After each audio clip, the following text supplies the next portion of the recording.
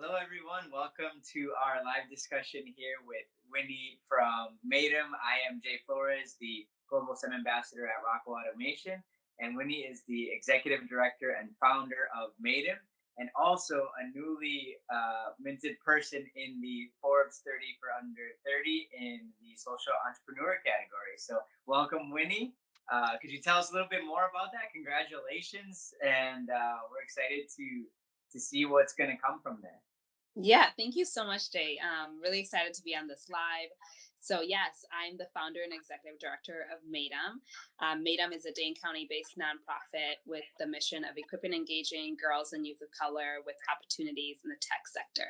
And last year, I was recently named a Forbes 30 Under 30 social entrepreneur, which is a very exciting honor.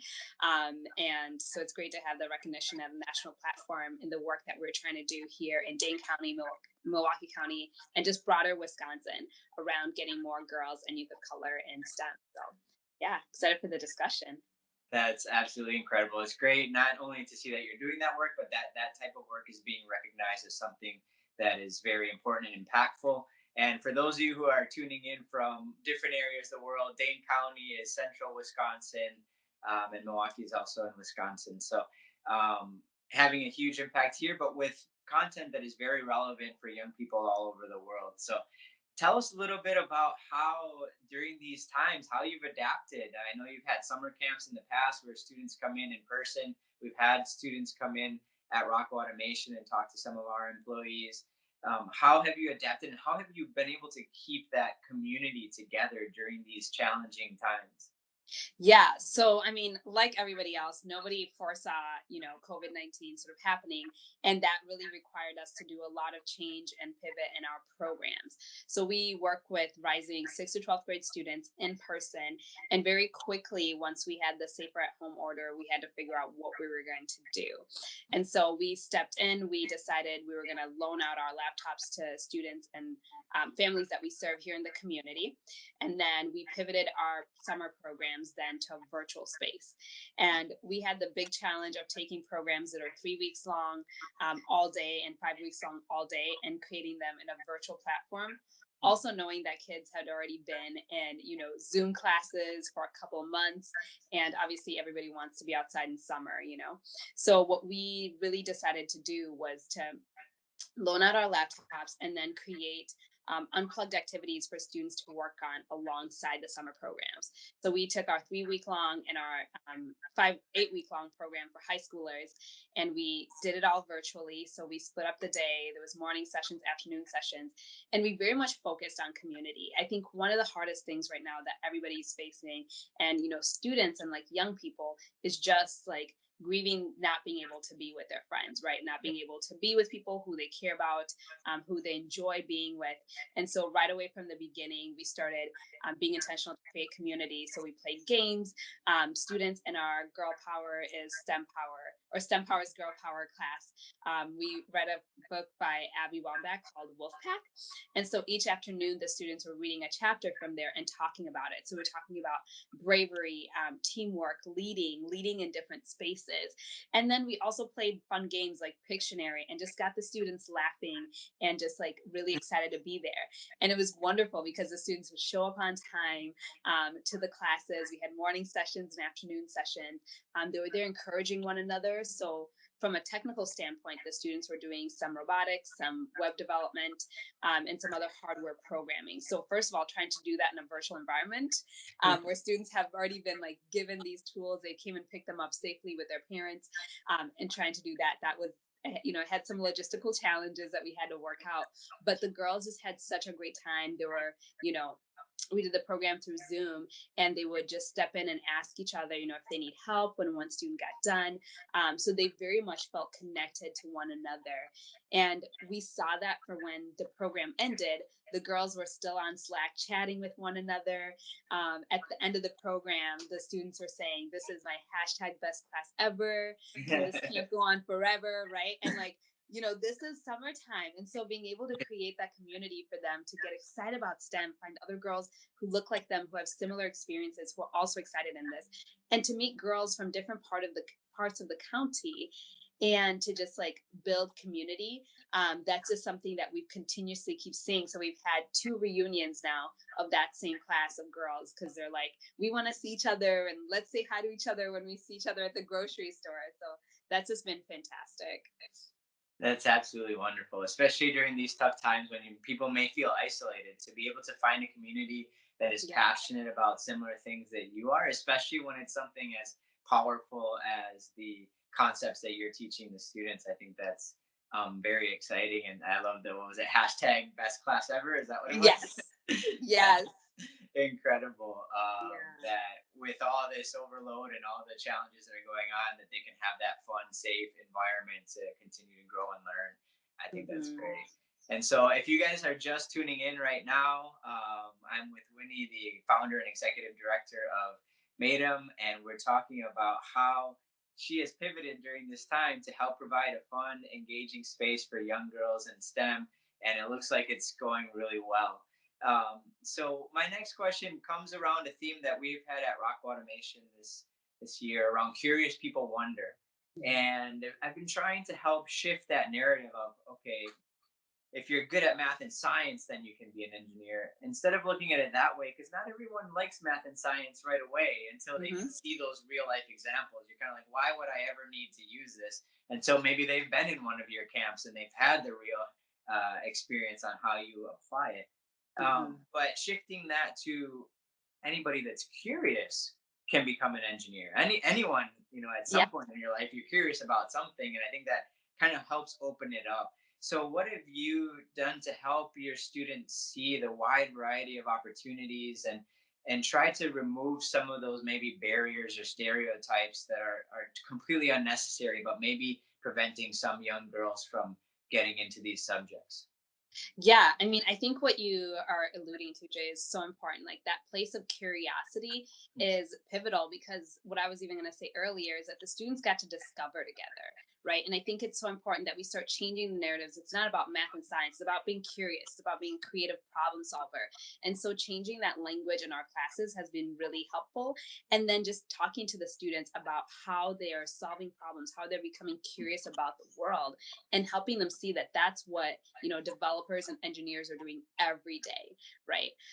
And so just helping them do that and really putting in front of them people who look like them, who have been pioneers in the field, who are doing really cool things, and giving them the space to be curious, right? Like, what is it that you want to build that you haven't seen out there right now? The right now, actually, in one of the reunions that the girls are doing, is that they're coming up with some creative like ice cream flavors that are local It's awesome. sort of ice cream maker is going to pick like the top one and create it, right? And so it's that place again of like curiosity. And yes, we're bringing food into like the mix of this, Yeah. but just creating that space where they're seeing themselves. Like it's all about what's in my imagination. How I do I bring that together, and how do I bring that to help my community and to serve my community well, and to advance things that I don't know are out there, but I want to see out there. So yeah. That's amazing. If they can work on ice cream that gives you abs, I would love that because that is my weakness. Is definitely cookies and cream ice cream. So if they can make a really good tasting, healthy version, I would appreciate that All from right. the Well, I'll students. let you know which one gets picked. We might send one your way. Oh, that'd be amazing as well. So yeah, I think you touched on a couple very important things there. One, that engineering is just problem solving. So no matter what problems these young children are excited about solving, they can apply their skills that they're learning through your programs to solve any wide variety of problems. And then I think the other key there is the representation and seeing role models, women in STEM, people of color in STEM that look like them. So during these, these times, what are other things that people listening in, tuning in here live can do to help reach out to their community and become role models for these students? Have you seen any best practices or anything you've learned from the students that they're really kind of yearning for, but they need those adult mentors to kind of bring that out? Is there anything in that space that you've seen?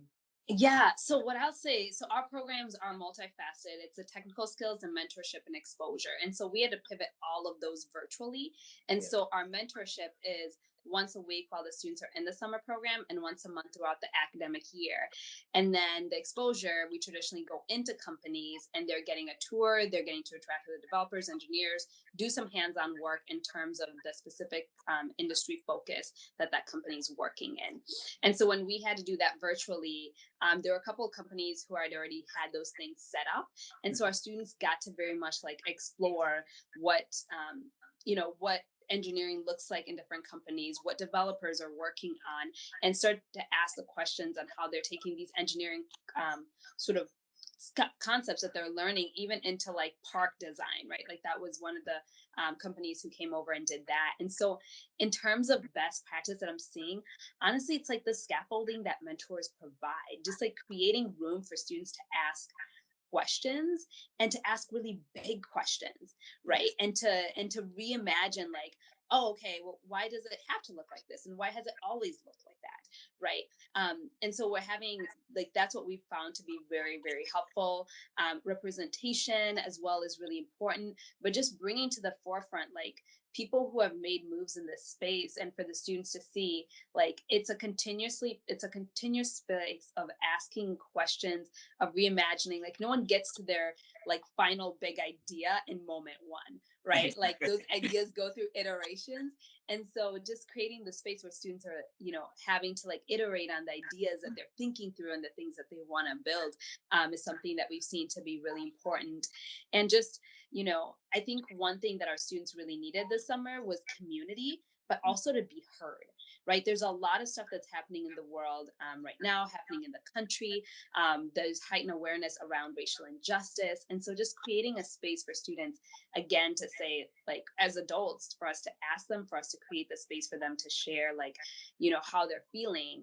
And then within that, we've just seen, students say, like, just see themselves well taken care of. One of the girls in our programs, because we do surveys at the end, and it asks, what would you tell somebody who's interested in joining Maydm or who's unsure about joining a Maydm program?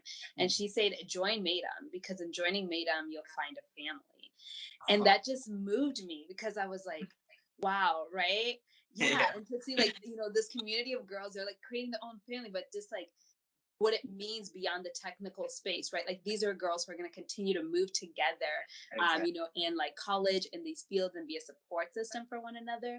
So just like that investment in the early years, especially like this summer, we're just seeing how important it is. So I would say that. If folks want to do something, like get young people books around STEM, get them STEM kits, get them just like engaged in the discovery and the curiosity, and really focus on curiosity over like expertise in math and science, right? Like I think that's a big thing. So that's what I would say to folks, is um, help students start to see like their strengths rather than focus on even like weaknesses that they might be feel like are so illuminated, but just focus on their strengths, and from that there's such an encouraging place for them. That's incredible. It gives me goosebumps just thinking like what these teams of girls will be able to accomplish in the future. Right now, it's exciting what they're able to do and how much they're already accomplishing at this age. Now imagine Hmm. 5, 10, 15 years when they continue to work together, continue to build that community, and have even more knowledge and skills in this Oh yeah. space. It's so I don't know. It's just exciting and invigorating to see that. Um, let's touch a little bit back on one of the, I don't want to call it the sadder side, but one of the bigger challenges we're facing now. And I've seen recently some photos of students that have to go to a local fast food place to be able to get Wi-Fi access and able to do their Hmm. homework. And I feel that there's just a lot of gaps right now that the majority of people don't feel and don't realize, but there's a lot of students out there with tons of potential but maybe don't have the resources, or schools have given laptops but then at home they don't have the right access to Wi-Fi and things of that Hmm. sort. So for anyone that is again tuning in just now, throw any questions in you have around these challenges, throw in any best practices you've seen in the comments. We might not get to the questions right away during this discussion, but we'll definitely look at them after, and we'll let's foster that communication in there. How do we help each other get to these communities Hmm. that need help, and how do we keep inspiring those students to keep pushing forward, and how can we remove some of those barriers? So is there anything, Winnie, that you've seen that is we can do to help reduce some of those barriers for the students. Because again, I think you're hitting it spot on. All you really need is curiosity. It's kind of just the Hmm. core of what you need to Hmm. innovate. Now, obviously, there's some of these barriers and some of these access to things that will help you actually make it happen. But Hmm. how do we make sure that we take that curiosity and take it as far as we can, and removing those barriers and providing opportunities for students? Yeah, I mean, I think Jay, you point on one big thing, which is all about access. A couple years ago, there was a report that came out called "The Lost Einsteins," and essentially looked at the data of who were patent holders or registered patent holders in the U.S. And what that data showed is that the biggest indicator of who's going to become an inventor is by math, third grade math levels, right?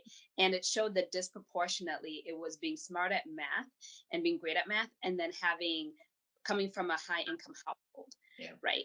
And so what this showed was that if actually people of color, low income individuals had the same access to inventions, the the invention rate in the US would quadruple, right? And so when it comes to this, right, so the whole article is called "The Lost Einsteins" because we actually lose out on not having folks have access, and internet access is so important. Like the digital divide around racial ethnic groups is, I mean, it's significant. And so being able to like fund and support initiatives like that are getting, hotspots and things to communities, especially in this time, because the achievement gap is going to widen, because if students are learning from a digital platform but they don't have strong internet, right, they're not able to be as consistent in terms of like attending the classes and getting the resources that they need. So I would say that's a big thing. And so, like, my encouragement to folks is to support the organizations that are reaching communities of color and communities that have been disproportionately affected by COVID, right? And don't necessarily have the internet access and things of that sort. Also, in terms of like best practices, I'm seeing some folks really sort of invest again in like unplugged activities for students. And I think one of the biggest things too is like wraparound, right? Like some of us have this sort of time that we can pour to like supporting communities, and the wraparound services that students aren't able to get in schools right now. My question is like, how are they, how are those students being affected, and how can we bridge that gap? And so I would do that. If you are somebody who has, who has a different language, who's fluent in a different language outside from English, like see how you can offer that to a community, right? Because parents are right now trying to figure out, how do I help support my child in math when English isn't my first language? And now, you've thrown in technology into the mix. So just looking at what are your strengths with the assets that you bring, and then how can you serve your community with that? Because I will say that the community needs it, and there's something you can do. So I would say donate, volunteer, and mentor, share stories amongst your communities and your sphere of folks, around people who are doing the work, and around just around these communities, and also just around innovators in STEM and in tech who are not white. Right? Like I think we really need to change the fact that brilliance in this space is very diverse, and so I would love to see folks doing that. And Jay is clearly an amazing example of that. He's out here just inspiring young minds. So yes, please share his videos because they are so much fun. Jay, I watch your videos. I appreciate So it. yes. Thank you for that. Oh And yeah. yeah, that lost Einstein's comment is such, it's like one of my biggest personal fears. Is like, Hmm. what if the cure to cancer is in the mind of a young girl who was told that STEM is for boys? Hmm. And it's not always directly someone saying STEM is for boys. It's just the way we talk about things in general that can influence a young mind in that direction. Or if Yeah. the person that has, the cure is didn't have the access to the resources that they needed at a young Hmm. age, or was going to school hungry and couldn't focus on their classes. There's just so many, we have so many big challenges in the world that we need all Yeah. hands on deck, every boy, every girl, every person of all different Yeah. areas on deck to help support and make the world a better place. And so as an engineer, that both excites me and frightens me, but it's good to have this, this kind of conversation with you and hear what you've been up to in inspiring young minds. And I hope that people that have joined us live or that are watching the recorded version of this that you'll continue these conversations in the comments, that you'll reach out to each other and support each other, and help Mhm. find ways, because we really do need every young person out there that Yeah. wants to be able to participate in this. So thank Mhm. you, Winnie, for all that you've done and that you will continue to do. I can't wait to see and follow up on how the girls do. And I'm sure we'll have another conversation soon. But thank you for what you've done. And can you just leave us with how people can contact you or your organization if they have any questions and want to dig deeper? Yeah, thank you so much. Well, Jay, thank you for having me here for this conversation. This has been such a wonderful time. And folks we welcome you all to get involved with Maydm, the organization Maydm, and feel free to reach out to us at hello@maydm.org. And there'll be opportunities for you all to get involved and just learn about the work that we're doing and the students that we're serving, because there is untapped potential, there's brilliance, and so to be able to showcase that is so important. So yeah, please feel free to reach out, and I look forward to engaging with you all as well in the comments and in the chat section. So yeah. Absolutely. Well, everyone, thank you for joining us. Stay curious, and we'll talk to you soon.